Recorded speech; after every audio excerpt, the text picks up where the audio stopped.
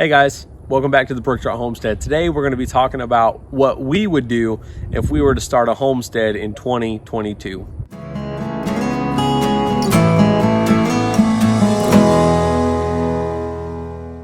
This is a collaboration with another homestead channel called Squeaky Tree Homestead. They reached out to us and asked us if we would do this collaboration with them. And honestly, we're really excited to do this and are really looking forward to not only our video, but all the videos that are going to be a part of this collaboration. I'm really curious in learning what everyone else has learned with this process. Unlike some of the channels, we are a backyard homestead. And what I would like to get into that more in depth is we have a home and it is less than half an acre. So we garden in such a small space. We raise animals in a very small space. So there are a lot of things that we learned the hard way. There are a lot of things that we would do differently going forward if we could. And there are a lot of things when people ask us, how do I start? How do I do this? That we would tell them all the things not to do and all the things we think they should do if they are going through what we're going through. So the first thing I think is the most important, building a foundation. So as she was saying, building a foundation is so important. When we first started this, all we had was 3 raised beds. We didn't learn about the back to Eden method until later on.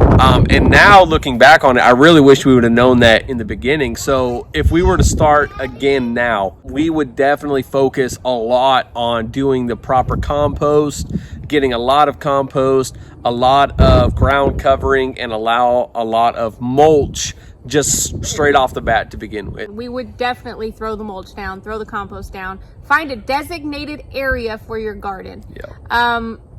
I know some people can be different about that, but I am really, especially with children, I think we should have one area designated strictly for the garden. Yeah. If you can close it in, even better. Yeah. I think that is one of the things we did early on that was really smart. Just having an area where we can just have our garden. And especially when we have animals like a dog, for instance, it keeps her out of here. She loves the moles, so she tries to dig them up, and it's just a mess when she gets in the garden. So a gate is so helpful. And putting down that compost layer and that mulch will just only get better over time. Yeah. Every winter we still have tasks to do in the garden, like adding more mulch or whatever we need to do, and it's just building and getting better. As far as the garden, like actual plants, getting more natives in the beginning. Yes. When you see a lot of market gardens, you see the pretty rows, you see the plants, and then sometimes they have a hard time with pollinators. A lot of the time you have that problem because you don't have enough flowers. You don't have enough natives. You want to bring the pollinators to your garden even before they even flower. So usually the natives are the first thing that flower in our garden before all of our vegetables do. The last thing you want is your squash and everything to flower and nothing pollinating it. Or you're gonna have to come out here and hand pollinate, which leads me to chemicals. From the very beginning, we should have not sprayed anything. And we weren't doing anything heavy. We were doing Miracle Grow, which we are completely against. Yeah. We learned the hard way that is not the way to start your garden. So the next thing that we would say we would start now is fruit trees. The reason why is because you're not going to get a harvest of fruit trees for at least 3 years. We still haven't done fruit trees. We actually just ordered some, and we'll be getting them here shortly. But we have one. No, we have one. We have one fruit tree. One apple tree we planted. Yeah. And this is, I believe it's 3rd year for us to have it. So we got, I think 1 or 2 apples from it last year. Oh man, they tasted so good. But again, fruit trees, I would get at least 2 to 4 fruit trees right off the bat to start with, and begin to move forward with that. And don't just grab them, throw them in the ground, and call it a day. Do your diligent research. Yep. I think we had relocated a peach tree. Yeah. And we brought it in the garden our first year, I believe, and we over pruned it. We did not do the things that we needed to. We didn't research thoroughly enough, and it died. Yep. The last thing you want is a well-established tree in your garden that dies within a few months because you're not doing what you're supposed to be doing. Pay attention to the yellowing of leaves. Pay attention to when it needs to be pruned. Yep. Like I said, do your due diligence in research. With everything, research. And a lot of people, they say, well, don't overwhelm yourself. But like I said, with fruit trees, when you get them, you don't have to mess with them for the first 2 years. All you're doing is watering them, making sure they're established. You don't have to worry about pruning them. You don't have to really worry about the maintenance side of it so much until your third year. So don't be afraid to say, oh no, I'll get too much on my plate. The first 2 years is you just watering it, and establishing nutrition, fertilizer, things of that nature. Things you're going to be doing in your homestead already when you're trying to establish your garden. Right. So it's just going to be another thing to water. And then, like I said, if you're doing that foundation building, like with the compost and the mulch, that helps a lot with nutrition wise. Than if you're just consistently tilling and having to buy a bunch of fertilizer and different things to just keep it nourished every single year. Yep. We buy compost yearly, but we really, honestly, we don't need to buy in abundance. Our foundation is getting to the point where it is so well established that the mulch and everything is breaking down really well. And the biggest thing is adding things like leaves and twigs and dead plants, etc. So another thing that I would do right off the bat is look at rainwater systems or collection systems. We didn't do that the first year, but man, once we got it established, that's a game changer. It completely changed the way our plants grow, how healthy they are. It changed us being able to save water bills, save money down the long stretch, all of that. So look at a good rain harvesting system and get that established as soon as possible. You could do barrels, you could do the IBC totes, just get it started. It doesn't matter if you only have 1 or 2 or 3, just start it, get it going, and you'll see the difference, and then you can build onto your system as the years go on. Which leads me to money. Do a budget. I highly recommend you looking at your budget and seeing how much money you can put toward your garden, probably yearly. Yep. And pay attention to seed costs and plant starts. Okay, so our first year, I was almost positive that I could not start plants. I was like, I'm gonna go to Home Depot, I'm gonna buy as much plants as I can, and it'll all work out. I could have started plants. Now that I do it myself, that I have the seed starter trays and, just make our own seed starting mix, you can start seeds yourself. Yeah. And a lot of it, you can even self-sow into your garden when it's time. I can't believe I bought so many plants. Our first 2 years, I was spending a lot of money. And now I'm looking at the big box stores and they want $5 per plant. It's crazy. Yep. So a lot of people go into gardening and they're like, I can't afford this. Yes, you can. You just have to set aside a budget and see what is worth your money. So what are some things that are worth our money? Like she said, buying seeds. You go buy a plant that's $5 versus buying a pack of seeds, which contains 50 to sometimes 100 seeds for like $2. So think about that. You're buying almost 100 plants for $2. Yeah, you have to buy the seed starting mix and all that, but even that's way cheaper than buying seed starting mix. I think we've started a lot of plants, probably I want to say 50 to 100. I don't know the exact name. I know that's a big jump, but I don't remember. For maybe $30. Yep. That's crazy. That's cheap. That's including the seed starting mix of the cocoa core and the vermiculite and the a little bit of compost or whatever that I used. And buying good compost is worth your money too. Don't just go to the big box store and think that the bags of compost there are the best. Look around, find yourself ask people and see where they buy compost. It took us a while to get a contact. So that would be another thing, contacts.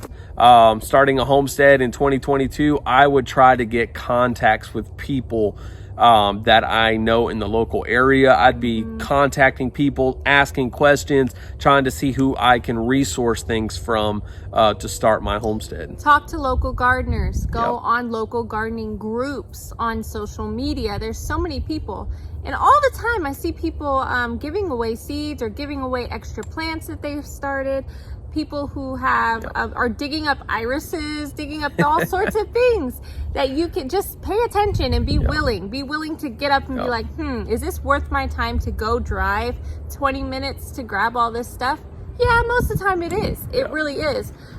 You have to be willing, and you have to know what you're motivated to do. Now, those are the biggest things for the garden, besides the... Well, one more thing. And this one kind of ties into the seed starting that she was talking about, and that's a greenhouse. Yes, that's all I was about to say. A greenhouse is so, and that's another money thing. They're expensive if you're looking at them, but if you can know how to build it yourself, you can save some money and some cost. But I personally, we still don't have a really good greenhouse. We still do a lot of things to compensate not having a greenhouse, and it's a lot of extra work, it's a lot of headache and things. So if I would start again today, I would spend the money and get a really nice I would start again and build a really nice greenhouse that we could use here in our backyard homestead. It's helpful. We have a mini greenhouse that he built, and it works pretty well, but it's not the best. Yeah. And we don't have it heat tempered or whatever, so it's just, I don't know, I bring plants out during the day, or I keep my seedlings out during the day out in the garden, and I water them there, and then I bring them back inside. Or I have a hoop coop cover that we used for our raised beds. I throw that on top of there. There's ways you can get around getting a greenhouse, but do you want to do the ways getting around to do the greenhouse? Like, it just, sometimes I feel like I spend way more energy and time doing these other ways rather than just having the greenhouse. So as far as rabbits, we raise rabbits. We are a small backyard homestead. We raise rabbits and we have chickens. Eventually we'll get ducks. We have enough space. I mean, we have not the smallest yard, but like I said, it's under half an acre, but we can fit what we can fit. We're very careful with where we're putting things. We're very mindful of what can go where and what needs certain needs. In the beginning, we had gotten a free chicken coop, which was great for what it was, but it was a big headache. There was a lot of things we had to do, like put tarp over it so the rain didn't go through. We had chickens that were not happy. We had big mud pits. It was terrible. Go ahead and get a good coop. So just do it. Go ahead, get yourself a good coop. Do it. It is going to save you so much of a headache. We also, and where do you live? Where we live, we get a lot of skunk. We get a lot of raccoons. We get fox, possums. Get an electric fence or a good fence that they cannot go into. It doesn't even have to be electric. Just get a fence that will work for your chickens. You can use just the chicken wire and things and build it out of that. Just know that you would, I mean, we still do, but you really have to make sure you lock your chickens up at night, which goes back to having the good coop. If you have a good coop that has a good handle and a good lock on it, then you can lock them up at night. You're not worried about other predators breaking in, tearing it up, trying to get to them. So a good coop is definitely very important on starting your homestead. And that is the same thing with rabbits. Do not just buy rabbits, or do not take rabbits that are free and have nowhere to put them. They are very sensitive animals. They are also prey to the predators. You need a good system. And I say a good system. You need to decide whether you want to do a colony style, a tractor style, or a hutch style for your rabbits. You need to remember that if you're breeding these rabbits, their babies, they can range from 1 baby to 13, sometimes even more. And you have to have a place to put them. Yes, you have to have a place to put them. You have to have a schedule for when you're going to process these rabbits. You need to have a system to where you know which rabbits are whose rabbits. And when the ages, there's apps for that. There's one that I use called Who's Due Rabbit app. And I can put their names on there. I can put their litters on there. Some people tattoo their ears. You can use an actual tattoo, or you can do a marker. We don't tattoo because we have enough tractors to where we can kind of keep the litters together until we process or until we sell them out. Also, talk to people. Talk to people. See if your friend, anyone else wants to raise rabbits. See if anybody raises rabbits. Talk to them about the questions about it. What they feed them. Do they forage? What pellets do they use? Ask questions. Research before you get rabbits, chickens, or any other animals that you have. Sometimes people get into a pickle where they have land and they're so excited and they're like, let's buy all the animals that I can, or let's so-and-so has 10 goats they want to give us for free. And then they're like, yeah, let's get them tomorrow. And then they've lost all their goats because they're up trees somewhere or out in the neighbor's yard. Due diligence. Research. And I say this because we didn't research as well in the beginning, but we kind of gradually learned the hard way. We've lost rabbits, we've lost chickens, we've lost many plants. Oh yes. Many plants because we were so excited to plant early and they died. Do your research. Trellising. Strong, hardy trellises. A lot of your plants are going to need a trellis. You could grab what you have on hand and make a trellis. We've done that many times. But at the end of the day, T-posts and cattle panels, in our experience, has been the best way to trellis plants. And it saves so much space. You can walk through them. You could plant lettuces under them and have the vinings over them. You need to start thinking about your trellising methods. Right now we just ordered 5 fruit trees, and we are going to take advantage of the space we have in our front yard.